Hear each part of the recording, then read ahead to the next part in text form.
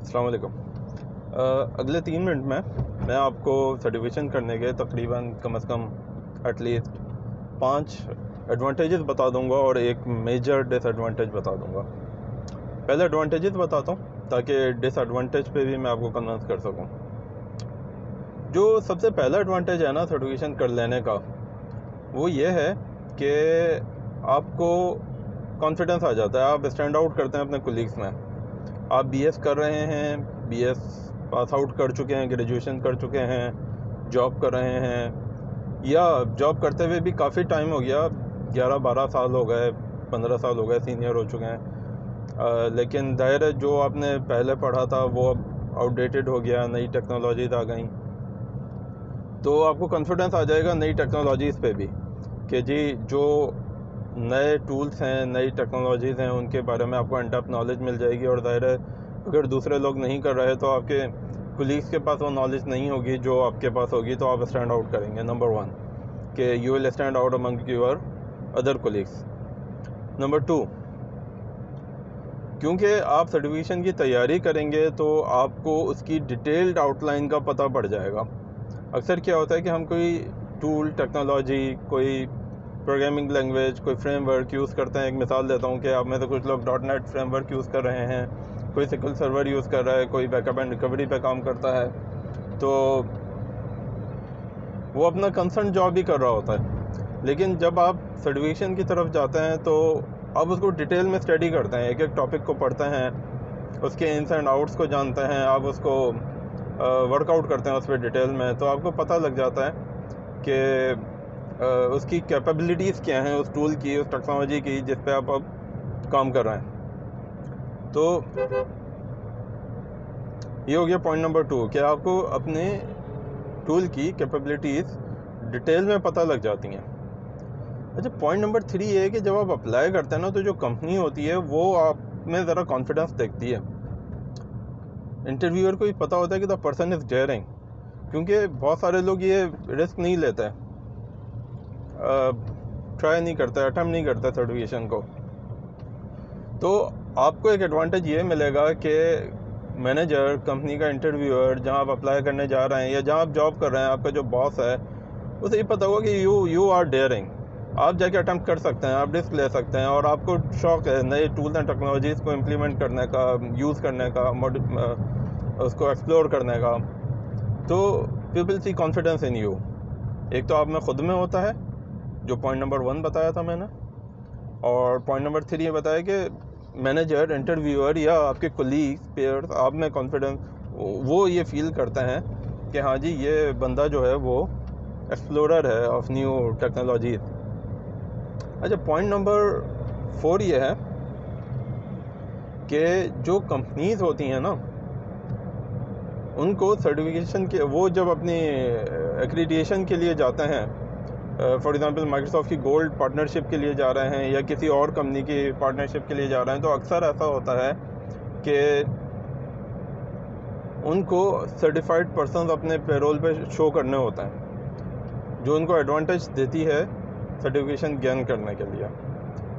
तो ये एक एडवांटेज है आपको। फॉर एग्जांपल अगर 10 लोग किसी इंटरव्यू के लिए अप्लाई कर रहे हैं, अटेम्प्ट कर रहे हैं, और सबकी सर्टिफिकेशन नहीं है मगर आपकी है, हो सकता है किसी 1-2 और लोगों की भी हो, तो आपको एक एडवांटेज ये मिलेगा कि जो इंटरव्यूअर है उसे ये पता होगा कि भाई इस बंदे को लेने में फ़ायदा ये है कि इनको गोल्ड पार्टनरशिप लेने में आसानी होगी। वरना कंपनियों को क्या करना पड़ता है कि वो अपने हायर्ड लोगों को कहते हैं कि भाई ठीक है, we are going to hire you, लेकिन आपको विद इन 2 मंथ्स या 3 मंथ सर्टिफिकेशन अटेम्प्ट करनी होगी, so that we can move on towards gold partnership, या फर्दर जो भी उनकी क्राइटेरिया है, रिक्वायरमेंट है, तो वो आप पहले ही फुलफ़िल करके दे देंगे।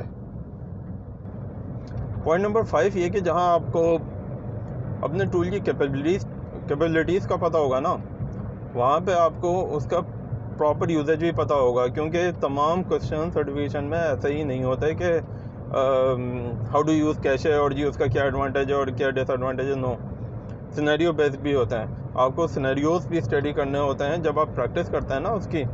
भले आपने कहीं से मॉक एग्ज़ाम ख़रीदे हों, भले आपने कहीं से परचेज़ किए हों क्वेश्चंस, जो आजकल नेट पे अवेलेबल होते हैं और लोग करते भी हैं, मैं ये नहीं कह रहा कि आपको करने चाहिए। हाँ, अगर कर लें तो इसमें यह है कि आपको एक सेट ऑफ क्वेश्चंस मिल जाता है। अगर करें तो इस नीयत से ना करें कि बस याद करके अटैम्प्ट करना है, बल्कि इस नीयत से करें और इस माइंड के साथ करें कि आपने इसको समझना है, आपने टॉपिक्स को फोकस करना है।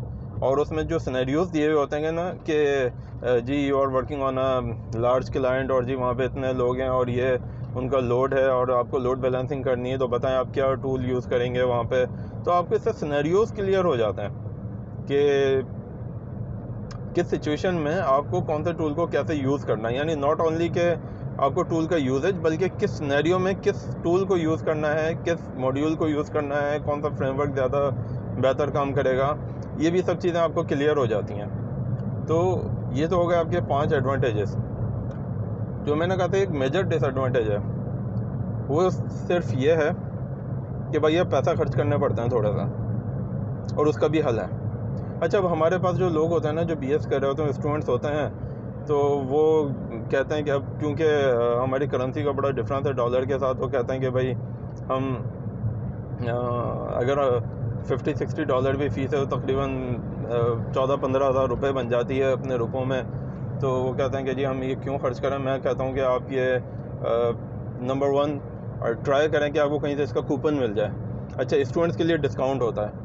आपकी जो भी एकेडमी है जहाँ से आप इसको अटैम्प्ट करने जा रहे हो, उनसे पता करें जाके जो नियर बाय एकेडमी हो जो ये सर्टिफिकेशन करवाती हो कि जी क्या स्टूडेंट्स के लिए डिस्काउंट है। तो स्टूडेंट्स के लिए तो फर्दर 50% डिस्काउंट है। कभी कभी वो डिस्काउंट 75 to 80% भी होता है, और कभी कभी कोई नया टूल रिलीज़ होता है तो 100% डिस्काउंट पे भी कूपन्स मिलते हैं। मैं आपको रिकमेंड ये करूँगा, अच्छा मैंने भी ये स्ट्रेटजी फॉलो की थी। In 2008 I used to prepare for .NET 70528 I think उसका वो पेपर हुआ करता था।